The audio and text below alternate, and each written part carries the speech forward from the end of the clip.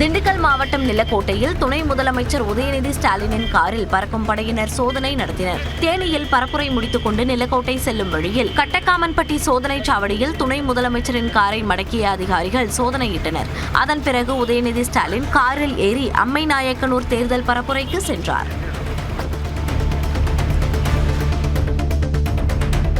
பிரதமர் மோடி, மத்திய உள்துறை அமைச்சர் அமித் ஷா மற்றும் முதலமைச்சர் மு.க. ஸ்டாலின் ஆகியோரின் வருகையை முன்னிட்டு நாளை கோவை விமான நிலையத்தில் போக்குவரத்து மாற்றங்கள் செய்யப்பட்டுள்ளன.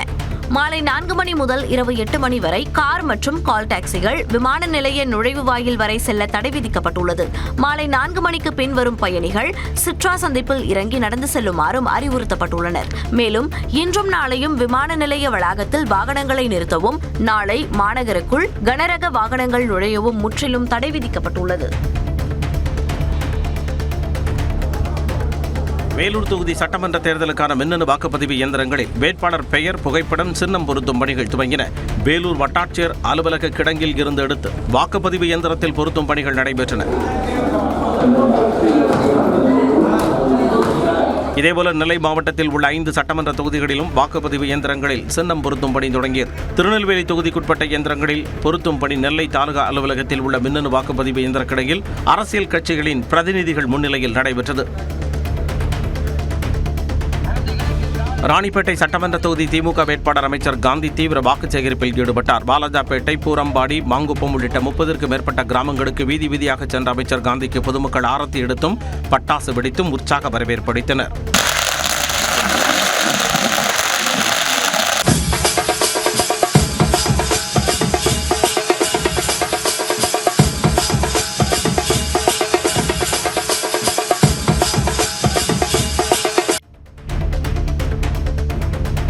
நடிகர் விஜயால் திமுகவுக்கு மட்டுமே பாதிப்பு ஏற்படும் என அதிமுக முன்னாள் அமைச்சர் ராஜேந்திர பாலாஜி தெரிவித்துள்ளார். விருதுநகர் மாவட்டம் ராஜபாளையத்தில் செய்தியாளர்களை சந்தித்த அவர் இதனை தெரிவித்தார். அவருக்கு பாதிப்புன்னு சொன்னால் திமுக தான் பாதிப்பு, மிகப்பெரிய திமுக பாதிப்பாக தான் கருத வேண்டியிருக்கும் மொழியே எங்களுக்கெல்லாம் பெரிய பாதிப்பெல்லாம் எதுவும் கிடையாது.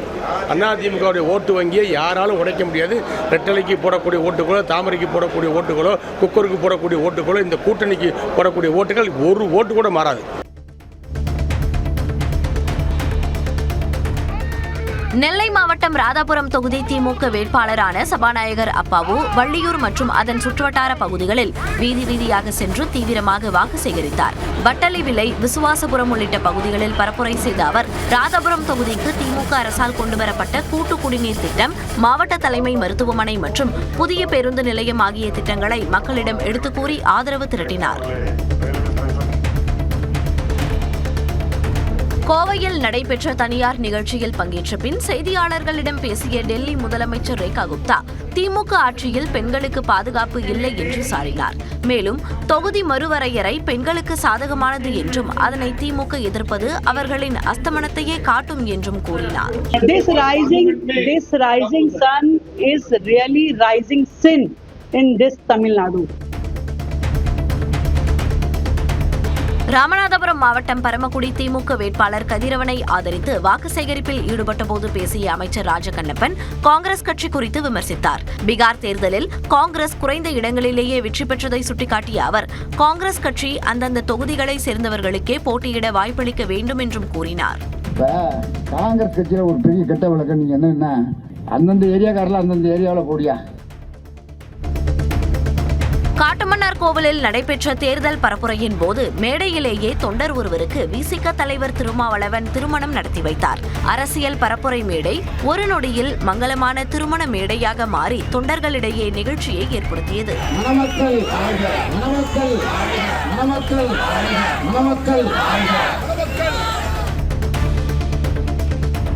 விருதுநகர் மாவட்டம் காரியாபட்டியில் நிதியமைச்சர் தங்கம் தென்னரசுக்கு ஆதரவாக அவரது மனைவி மணிமேகலை தீவிர வாக்கு சேகரிப்பில் ஈடுபட்டார். திருச்சுடி தொகுதியில் போட்டியிடும் அமைச்சர் தங்கம் தென்னரசுக்கு ஆதரவாக காரியாபட்டி பேரூராட்சிக்கு உட்பட்ட பல்வேறு பகுதிகளில் அவரது மனைவி மணிமேகலை வீதி வீதியாக சென்று வாக்கு சேகரித்தார்.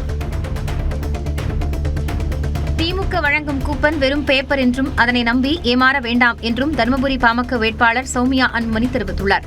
தருமபுரி தொகுதியில் பாமக சார்பில் போட்டியிடும் அவர் சவுளூர், ரெட்டியள்ளி, பசுமை நகர், ஏரிக்கோடி, ஆட்டுக்காரம்பட்டி, சின்னத்தடங்கம் உள்ளிட்ட 20க்கும் மேற்பட்ட கிராமங்களில் பொதுமக்களை சந்தித்து ஆதரவு திரட்டினார். சேலம் மாவட்டம் ஆத்தூர் தொகுதி காங்கிரஸ் வேட்பாளருக்கு ஆதரவாக தமிழ்நாடு காங்கிரஸ் கமிட்டி தலைவர் செல்வ பெருந்தகை பரப்புரையில் ஈடுபட்டார். ஆத்தூர் தொகுதியில் காங்கிரஸ் சார்பாக போட்டியிடும் அர்த்தநாரியை ஆதரித்து பழைய பேருந்து நிலையம் அருகே செல்வ பெருந்தகை பரப்புரையில் ஈடுபட்டார். தமிழ்நாட்டை இருட்டடிப்பு செய்வதற்கும் தமிழ்நாட்டு உரிமைகளை பறிப்பதற்கும் Narendra Modi prime minister union government சதி திட்டம் தீட்டுறாங்க. ராமநாதபுரம் சட்டமன்ற தொகுதி பாஜக வேட்பாளரை ஆதரித்து அக்கட்சியின் முன்னாள் மாநில தலைவர் அண்ணாமலை தீவிர வாக்கு சேகரிப்பில் ஈடுபட்டார். ராமநாதபுரம் தொகுதியில் பாஜக சார்பில் போட்டியிடும் நாகேந்திரனை ஆதரித்து வழிவிடு முருகன் கோவில் பகுதியில் இருந்து நகரின் முக்கிய வீதிகள் வழியாக அரண்மனை பகுதி வரை திறந்த ஜீப்பில் சென்று வாக்கு சேகரித்தார்.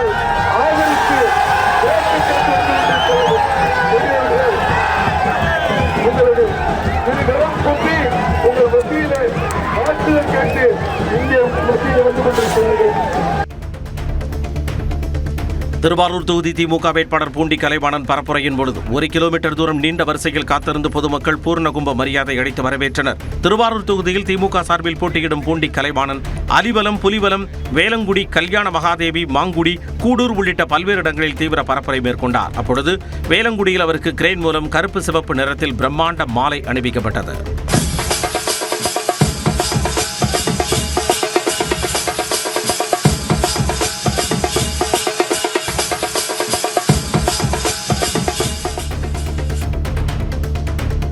தருமபுரி மாவட்டம் பாலக்கோடு தொகுதியில் போட்டியிடும் அதிமுக வேட்பாளர் முன்னாள் அமைச்சர் KP அன்பழகனை ஆதரித்து பாமக தலைவர் அன்புமணி ராமதாஸ் வாக்கு சேகரித்தார். தமிழ்நாட்டில் பெண்களுக்கு பாதுகாப்பு இல்லை. இது நான் சும்மா ஒன்றும் சொல்லலம்மா, நான் கண்ணால பார்த்துட்டு இருக்கிறேன். போராடுறதெல்லாம் பெண்கள், தாய்மார்கள் எல்லாமே கதறிட்டு இருக்க, ஐயா எங்களுக்கு பாதுகாப்பு இல்லையா.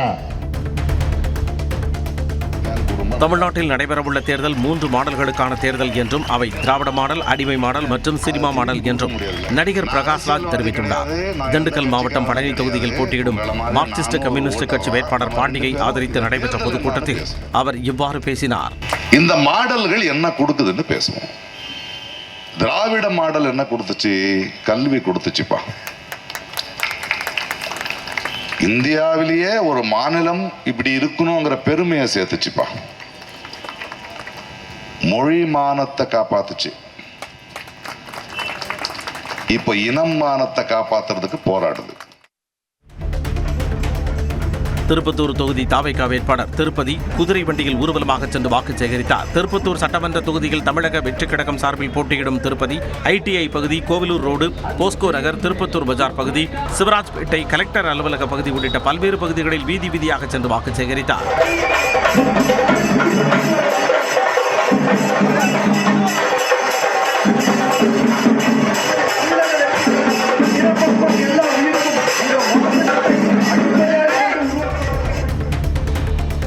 நாமக்கல் மாவட்டம் திருச்செங்கோடு அருகே வாக்காளர்களுக்கு விநியோகிக்க பதுக்கி வைக்கப்பட்டிருந்த 7000த்திற்கும் மேற்பட்ட வேஷ்டிகளை தேர்தல் பறக்கும் படையினர் பறிமுதல் செய்தனர்.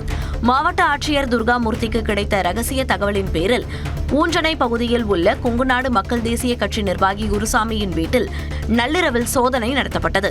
அப்போது கார் நிறுத்தத்தில் 37 மூட்டைகளில் வைக்கப்பட்டிருந்த வேஷ்டிகள் கண்டறியப்பட்டு பறிமுதல் செய்யப்பட்டன. இது தொடர்பாக திருச்செங்கோடு ஊரக போலீசார் வழக்குப்பதிவு செய்து விசாரணை நடத்தி வருகின்றனர்.